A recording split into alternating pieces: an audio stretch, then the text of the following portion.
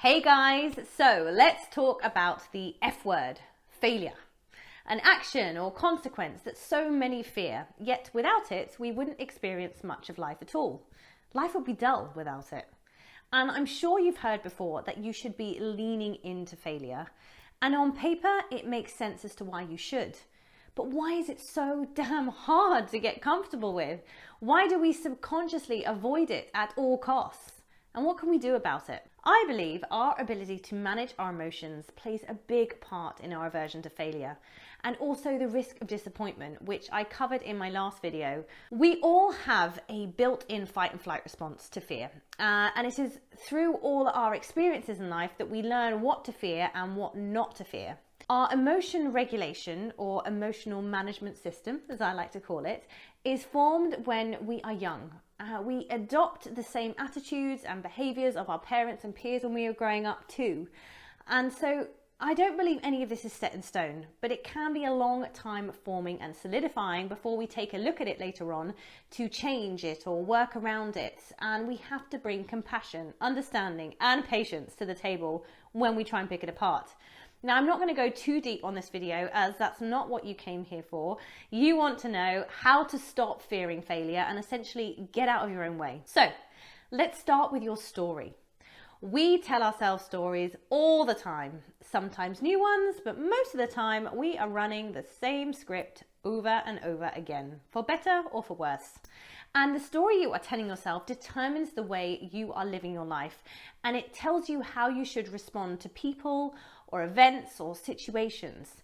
So what story are you telling yourself? Now remember that we all have a negative bias. We subconsciously look for negatives in order to see danger and ultimately keep ourselves safe. But this can be pretty unhelpful when your brain is interpreting speaking up and meeting at work as life-threatening as being chased by a tiger.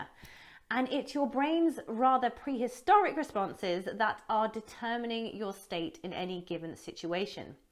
So the key here is to first determine what story are you telling yourself.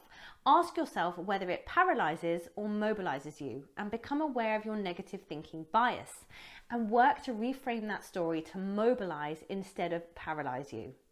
You can understand why I said you're going to need patience, but it can be done. You know, people are reframing their past life experiences all the time and freeing themselves from fear of all kinds of things. Another thing that helps you reframing failure is to get your creative thinking muscle working. So the more you can creatively think, the more options you will create around a situation or circumstance. And with more options, it doesn't become simply success or failure. Instead, it becomes an experience all round, likely with many successes and failures on both sides. Creative thinking really helps you explore the possibilities and outcomes. And while you're creatively thinking around things, you will visualize. And when you visualize, you become a little more familiar with things.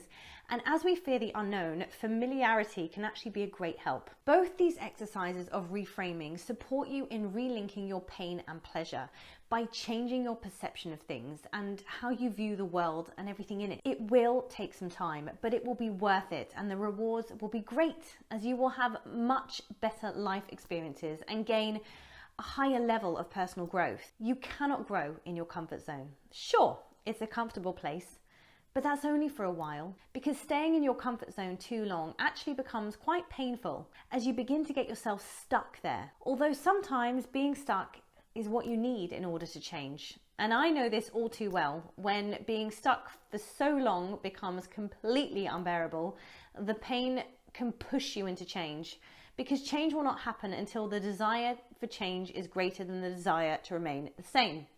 And I would call this hitting rock bottom. And I hit mine many years ago through substance abuse and basically just completely messing my life up. And I'm sure the experience and journey of which will be coming up on the channel at some point soon. But for now, I want to give you just one thing that you can start doing right away. And it's the easiest action that you can take to start busting through your fear of failure. And I've talked about it at length in a previous video, and it is challenges. Now, these don't have to be big fear-inducing challenges, just little things that shift you out of your comfort zone on a daily basis. And what this does is it proves to you that outside your comfort zone is actually not such a scary place, and that you are capable of far more than you initially give yourself credit for. If you practice this daily, just baby steps to start with, in any area of life, perhaps fitness by walking an extra kilometre a day, or in your career by taking on a project that you wouldn't normally take on. Like, nothing too crazy though.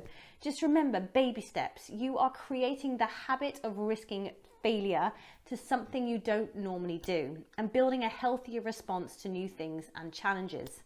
Start small and gradually build up to bigger challenges and bigger risks. And then come back and tell me how you got on. I'll be back soon with more shares in the self-image, confidence and lifestyle department. But in the meantime, please hit the like button and subscribe to my channel. Keep shining, keep smiling.